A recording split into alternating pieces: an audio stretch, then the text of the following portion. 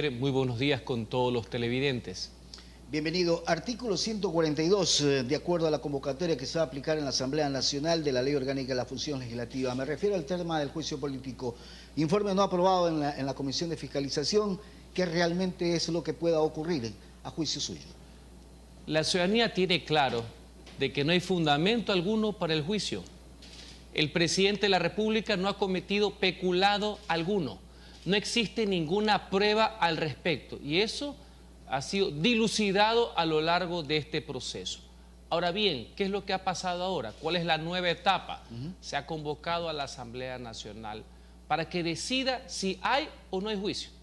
Y yo no tengo objeción alguna al respecto.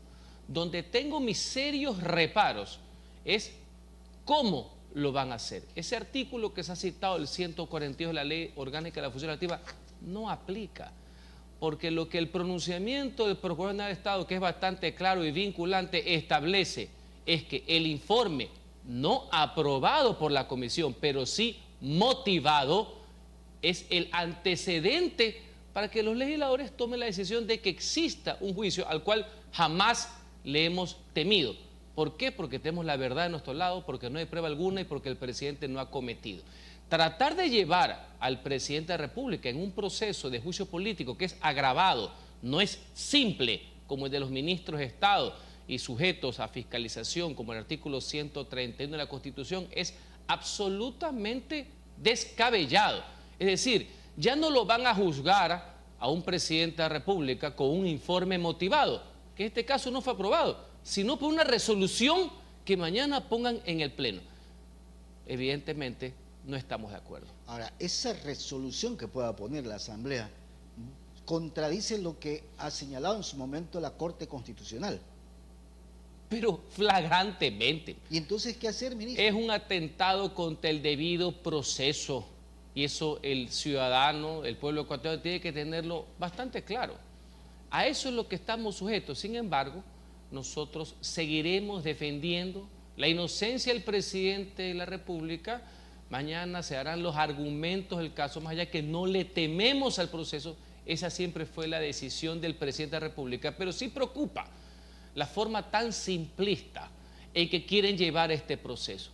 Quiero que quede en la conciencia de los ecuatorianos, llevar a un juicio político a un jefe de Estado en base a una resolución. Es decir, lo van a juzgar o lo quieren juzgar sin un informe que sustente la acusación. Por cuestiones netamente políticas, porque lo que buscan es tener primero los votos de esta mayoría simple, dicen, para poder tomar una nueva resolución, y los 92 votos para poderlo censurar y destituir. Es ese el tema dentro de la Asamblea, no hay otro. Una aplicación netamente politiquera. Ya a lo largo del proceso ha quedado demostrado que el presidente de la República no ha cometido peculado alguno en el caso Flopec. No hay caso. Nunca pudieron encontrar la prueba madre porque no existe. Solo por eso incumplieron largo el dictamen de la Corte Constitucional. Por eso es que estamos firmes, estamos seguros en cuanto a los planteamientos, en cuanto a los argumentos, en cuanto a que el pueblo ecuatoriano esté bastante seguro de que su jefe de Estado, que el presidente de la República, no ha cometido infracción o delito político alguno. Ministro, ¿qué puede hacer la Corte Constitucional si es que no aplica el artículo 142 de la Asamblea? ¿Podría tomar alguna decisión o no? Contra resolución, ellos tienen que hacer el seguimiento correspondiente, está en la Ley Orgánica de Garantías Jurisdiccionales y Control Constitucional, es decir, la vigilancia y cumplimiento de su dictamen. Eso sí, previa resolución. Ya digo, el tema jurídico pues ha sido totalmente vapuleado. En este caso queda también apelar a la ciudadanía, queda apelar a la racionalidad de los integrantes, de los que están participando en este proceso y que sepan valorar el concepto del debido proceso. Esto no le hace nada bien a la democracia, nada bien a la estabilidad tan necesaria en los actuales momentos en que tenemos que afrontar grandes desafíos, los verdaderos enemigos de la sociedad, como es en este caso el crimen organizado. Esa racionalidad legislativa, ¿usted ha podido conversar con algunos bloques legislativos?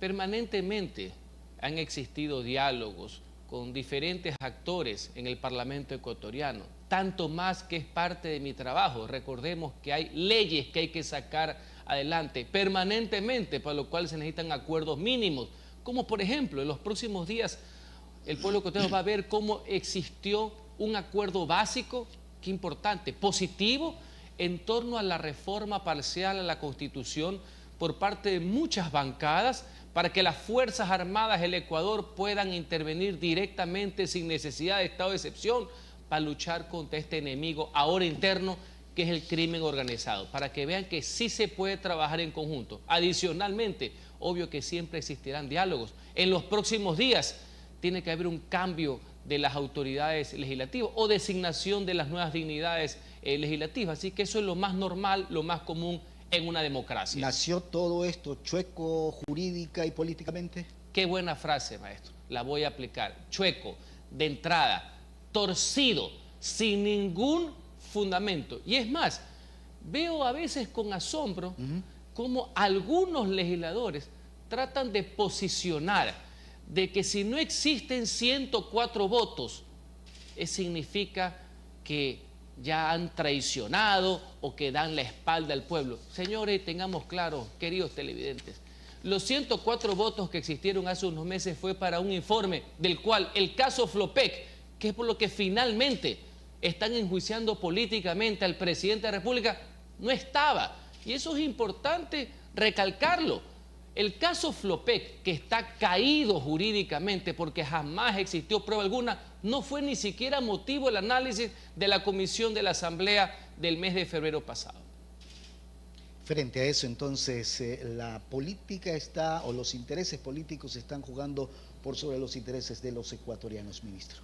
Los intereses politiqueros, porque la política es sagrada. Los politiqueros no les ha importado la estabilidad del país, no les interesa la certidumbre, no les interesa que haya confianza, no les interesa inclusive cómo va la economía del país, porque ya llevan 5 meses en esta cantaleta con tal de saciar apetitos voraces, cuando lo que tenemos que proponer, trabajar en conjunto, es defender la estabilidad democrática dentro de las diferencias, dentro de las divergencias, para enfrentar otros problemas, eso sí, reales y graves que tiene la sociedad ecuatoriana. Cuando uno ha entrevistado a algunos analistas jurídicos y constitucionalistas, coinciden que esto nació chueco, ministro. Por eso se lo preguntaba, y realmente los ecuatorianos no terminamos de entender cómo algo que jurídicamente no tiene el sustento ni hay los méritos necesarios, podamos seguir en esta situación ya semanas, que parecería que solamente ese es el objetivo del país. Por culpa de los enloquecidos por el poder, que no les interesa hacer tabla rasa de la Constitución, de la ley y del sentido común con tal de saciar sus apetitos. Pero el Ecuador es mucho más que eso, y en esa línea tenemos que trabajar. Permítame ir a otro tema, ministro, aprovechando su presencia acá. La situación de estas reformas al Código Orgánico Integral Penal, y específicamente lo del caso terrorismo, ¿cómo manejar esa situación? Yo lo que quiero salvaguardar en un hecho que creo yo que es casi inédito, es cómo las distintas funciones del Estado, Corte Nacional de Justicia, el Ejecutivo, la Asamblea Nacional, la Fiscalía, Defensoría Pública, hemos venido trabajando en mesas específicas para tener productos, reformas legislativas que nazcan de estos consensos, pese a las diferencias.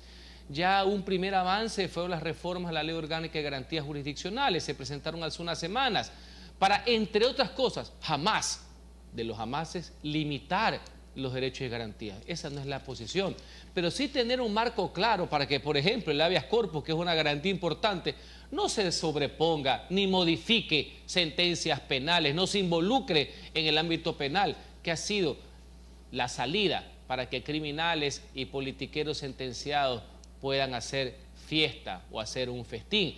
En este caso, por ejemplo, también en la misma línea con el tema del Código Integral Penal, entre otras cosas, por temas de prevaricato. Entonces, lo que yo quiero rescatar, estimados televidentes, es que se puede trabajar en conjunto, ya se está trabajando de forma rápida en la Asamblea Nacional, y eso es bueno para el país, porque se necesita la articulación y la suma de varios integrantes, porque no hay una salida única, principalmente en materia de seguridad. ¿El apoyo de las Fuerzas Armadas es fundamental para la policía en estos casos? Vital, vital.